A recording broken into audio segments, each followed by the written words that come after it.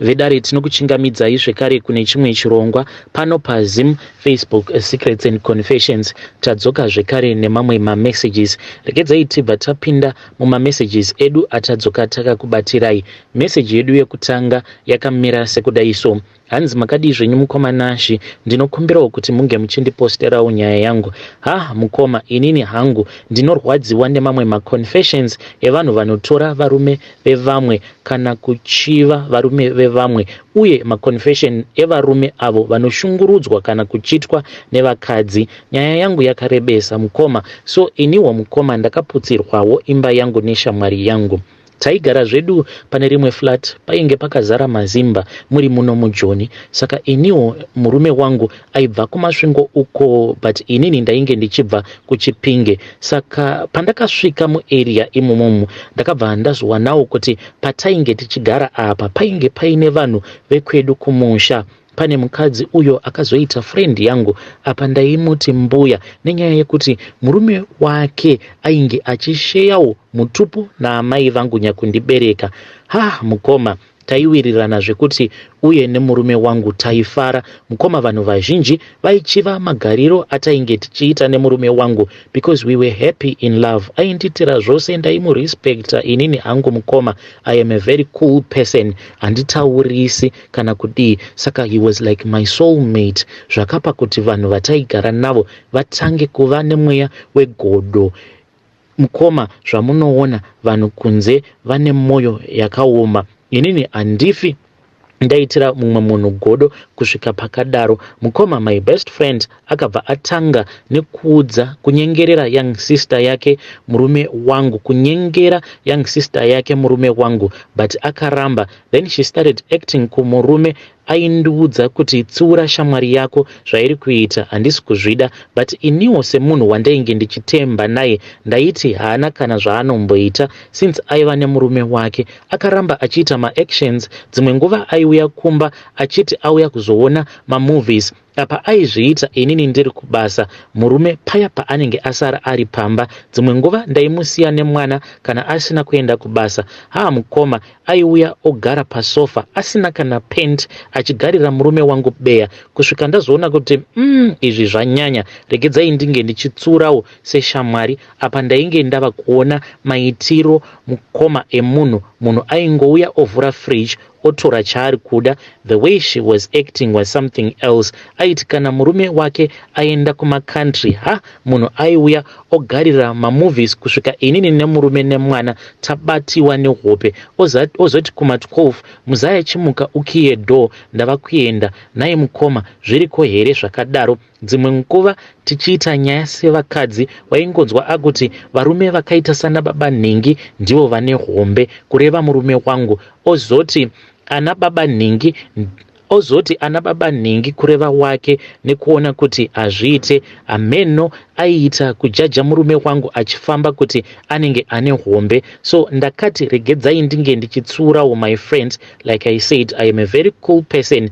Even pakutaura ndiri slow zvangu. Ndakataura in a good way. Mukoma, kandi ndatodena. Ndakangofira kuti zvamuri kuita munozviitireiko? Kana murume wenyu akazozvinzwa, apa aiva munhu mukuru. Even kumurume wangu aitomukurira neabout 12 years. Mukoma, ndakaudzwa kunzi unoda kuonererwa, manje ndoda kuona kuti uchagara naye here murume wacho. Yaiva month end yaOctober.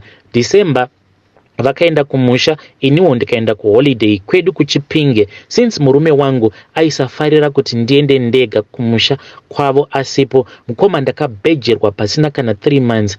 Imba yainge yatoputsika. Murume akangoti ndiri kumusha muna January akanyenga umwe musikana ainge ari mwana mudiki. Then February haana kutumira mari yekuti ndidzoke. Inini makore ose atakagara ndaiti ndikaenda kumusha pasina kana 1 month ainetsa kuti chidzoka, asi akatanga kungochinja. Then March musikana uya akabva aita nhumbu. Murume akataura chokwadi kwandiri zvese zvakaitika. Then COVID ichitanga ndainge ndasara ne3 days kuti ndikwire bhazi ndiuye kuno kuSouth Africa. 3 weeks after COVID yatanga, murume akatora mwana uya ndokugara naye. Inini akandiudza chokwadi kuti ndiregererewo. Ndava kugara nemu mukadzi ende ndokwakava kusiyana kwedu from 2019 December. Then ndakazogara kumusha for 2 years kusvika ndazoona kuti beta ndiende kunoshandira vana. Mukoma ndakarwadziwa. Chinondirwadza ndechekuti ndakakura ndiri munhu akadzikama. Even muarea mandinogara handina kana kumbogara ndakaita boyfriend.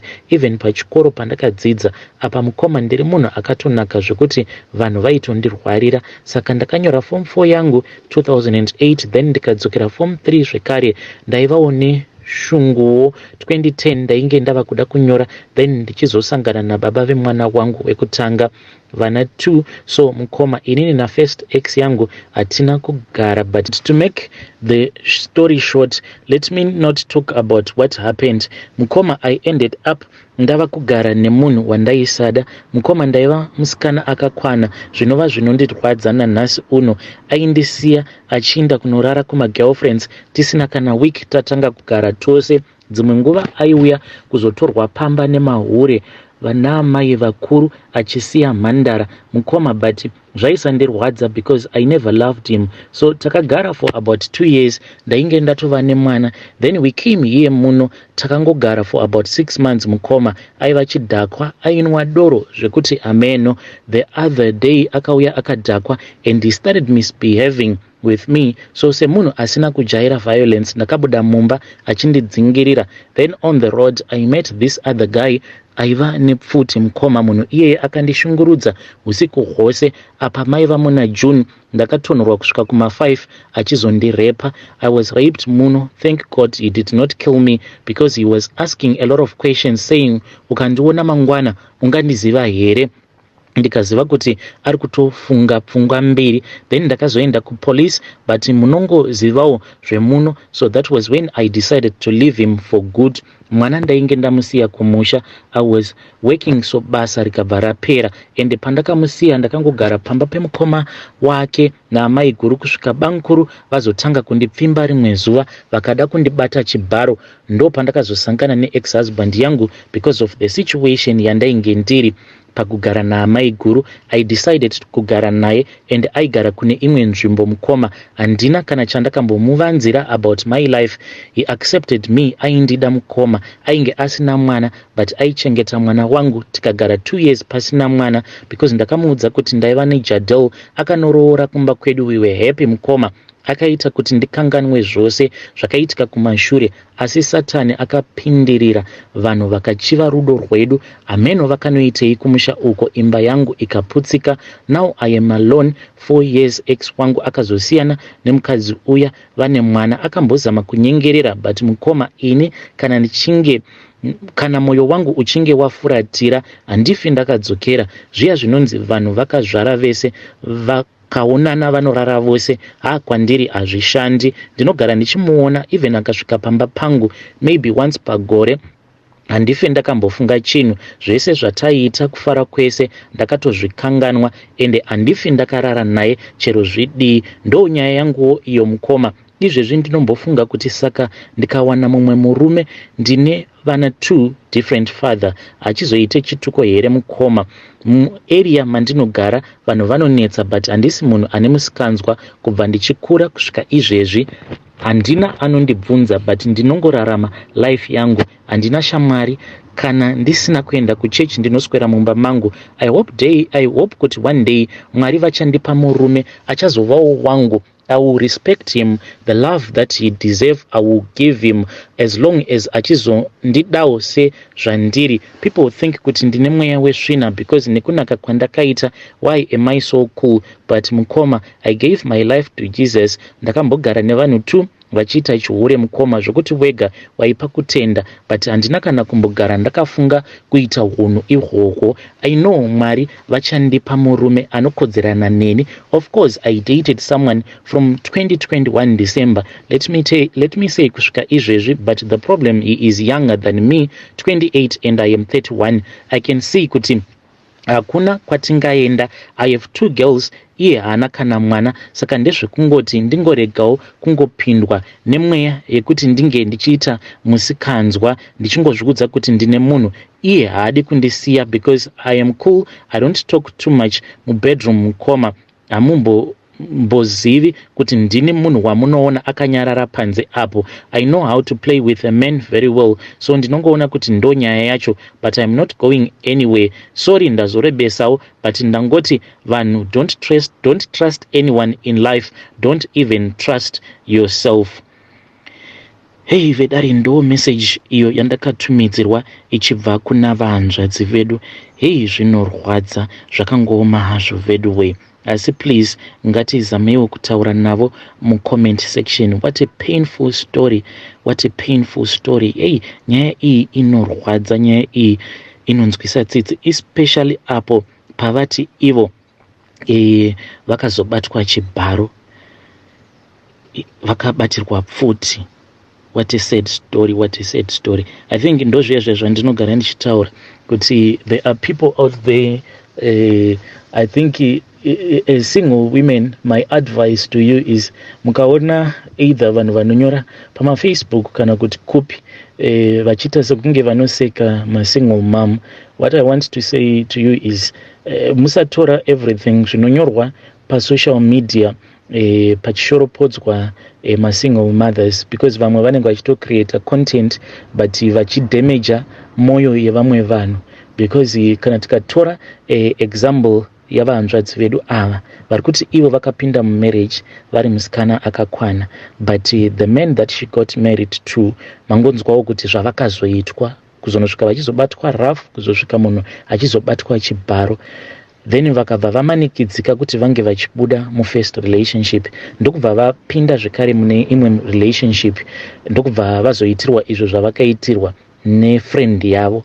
Now vava nedzimba mbiri dzavakavaka dzichiputsika. Saka umwe munhu anenge asina that history yavahanzvadzi vedu ava, ndo panozongobuda shoko rere rekuti single mother akazvara nevarume vaviri, but you do not understand the pain of being a single mother. So to all the single mother out there, know that there are men that respect you for the pain that you went through trying to build your marriage, muchizama kuvaka marriage yenyu, but at the end of the day zvichizongoramba hachisi chivi kuti you are a single mother. It is just a backward thinking ukaona munhu anoshoropodza masingle mother, because kana iwewe wakaroora mhandara isina kumbogara yakasangana nenyaya idzi dzakasanganikwa nadzo navanzvadzi vedu ava, I don't think it gives you the right yekuti unge uchishoropodza each and every single mother, just putting them in the same basket. Ndo paya patinenge tava kuti saka varungu vari right kana vakati every black man is a criminal, nekuti anenge akabirwawo nemunhu mutema once ovatozviudza kuti munhu wese ane ganda dema igudo is a criminal. So that is what I think about vanhu vanonyora vachishoropodza masingle mothers. What a painful story. Regedzai tibva taenda panyaya yedu inotevera. Nyaya yedu inotevera yakamira sekudai so. Hanzi makadi zvenyu mukomana Ashe, inini hangu ndinokumbirawo kuti munge muchindivigirawo chitupa changu. Ndiri mukadzi uwo wechidiki, mukoma ndakaroorwa. Iniwo ndakaroorwa nemurume ainge agara aine mukadzi wake nechekare, ende ndakatoroorwa naye ndichitoziva kuti munhu uyu ainge aine mukadzi wake. Chinangwa changu chaiva chekuda kusvotesa amai guru ava, kunyangwe pandakapfimbwa naye murume uyu. Ivo vakabva vambozama kundirova, saka vakandirova inini ndisati ndanyatsokumuda, zvezvo zvekungoti munhu unenge wangomudira mari dzake. Saka pavakandirova ndikabva ndati ya makapusa stereki, ndava kuchida kudanana naye manje, ndimi mandimanikidza kuti ndidanane nemurume wenyu. Ndakabva ndatanga kufambidzana nababa ava mushure mekunge ndambonetsana nemudzimai wavo, apa murume wavo anga agara achindida nechekare. Apo ndipo pandakangobva ndatozvipira kuti ndivade chero vaiva zvavo vechikuru kwandiri. Ndipo pandakazosvika pakunoroorwa nemurume wandiinaye nhasi uno. Ndine vana 3 naye. Kubva pandakaroorwa nemurume uyu akabva atanga kuvenga mudzimai wake zvekuti aingogara achimurova mazuva ose. Ndaiti kana ndiinaye mukoma ndaita an extra mile, ndaiti kana aripo pamba ndaita zvinhu zvose ndakamupfugamira ndichimuratidza respect, zvinova zvandaifarira nekuti ainge akambonditadzira mukadzi uyu. So pakati pangu naamai guru inini ndini ndega ndainge ndakabvisirwa pfumawo yainge yakati one day, because ivo amai guru ava pavakaroorwa murume wedu ainge asati ava nemari. Ndakabva ndazobata pamuviri izvo zvinova zvakaita kuti amai guru vangu vabatikane nazvo, asi hazvina kutadzisa murume wangu kundida. Ndakazosvika pakubatsirwa, ndakabva ndabatsirwa vana vangu vaviri, mukomana nemusikana. Kubva pandakangobatsirwa vana vangu ava, murume ndipo paakatanga kusandida, ava kutondisema kunge ndainge ndichinhuhwa. Akabva atanga kuda amai guru, izvo zvinova zvandainge ndisingade, zvekuti ndakasvika pakurwadziwa kusvika ndazonotaura naamai vangu kuti vange vachindibatsira, nekuti murume wangu ainge ava kusauya chero kuzoona vana. Amai vakabva vandiudza kuti vaizondibatsira nekundipa mushonga wemupfuhwira uyo wavaitotaurawo kuti ndiwo wavainge vakatoshandisirawo baba vangu kuti vange vachivada. Ndakazoti ndava kuda kudzokera, amai ndipo pavakapinda mumba ndokubuda vakabata kachipepa ako kavainge vakaputira mushonga uya wemupfuhwira. Vakabva vandiudza mashandisirwo awo, asi pavakanyanyondiudza ndepekuti ndaisafanira kuwanza mushonga uyu kana ndichinge ndava kuisa muchikafu, sezvisineiwo kune vanhu vane chinyumwa kunze uku. Mangwana acho mushure mekunge ndabva kupiwa mushonga wangu, murume wangu akabva auya achibva nekudoro akabata huku achiti auya nayo kuti tiwane chekusevesa. Akabva asiya huku iya ndokudzokera kudoro rendari uko kwaainge asiya andiudza kuti aizodzoka manheru. Izvi zvakabva zvaita kuti ndifare, nekuti ndaitoziva kuti zvangu zvainge zvaita. Ndakabva ndabika chikafu chedu ndokudya zvangu ndokusiyira murume wangu. Ndakabva ndagara ndaisa mushonga wangu kuitira paaizodzoka. Ndakashamisika kwakangosvika pakuvira pasina munhu ainge auya.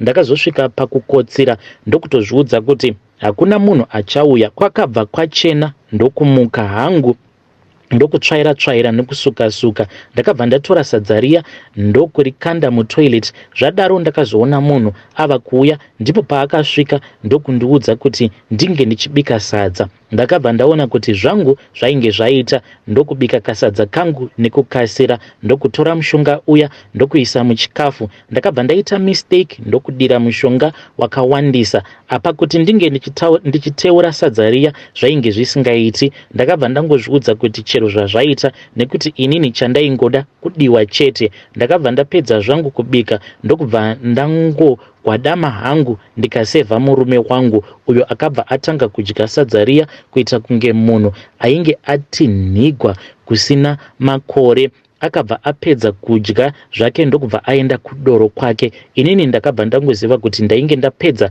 dhiri rangu. Murume paakazodzoka kubva kudoro akabva auya ndokubva arara mumba mangu musi uyo. Haana kuinda kumba kwaamai guru. Kubva murume wangu pandakamudyisa ava kundida zvakapfurikidza, kunyangwe chese chandaimuudza aiita. Kushanda ainge ava kushanda, ini ndakagara zvangu. Dambudziko ravapo nderekuti murume wangu ava kungoti pandiri ndipo paanenge ari. Kana ndikada kumudzinga pandiri anotanga kuchema kuridza mhere kuita kunge mwana mudiki. Ndikada kuti ndinge ndichimuonesa kuti zvaanoita hazviite panenge paine vamwe varume, hazviite kuti tingoramba tiri sona, anobva atotanga kutochema.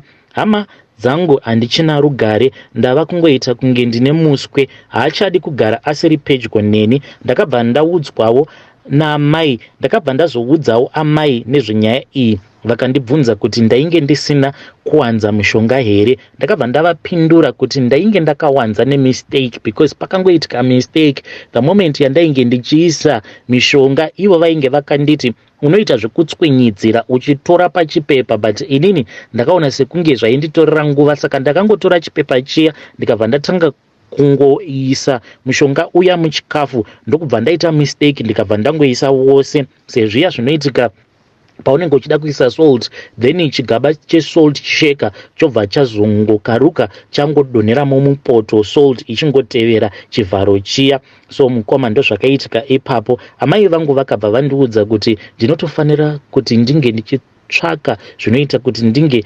ndichimurutsisa. Inini handichazivi kuti ndozviitawo sei. Ivo amai vanoti mishonga yekurutsisa havaizivi. Please ndibatsireiwo kana kuine vanozivawo zvinoshandiswa kurutsisa munhu akadyiswa, please ndibatsirei, ndichange ndichiteverera mucomment section. Hey, vedare ndo message iyo yandakatumidzirwa ichibva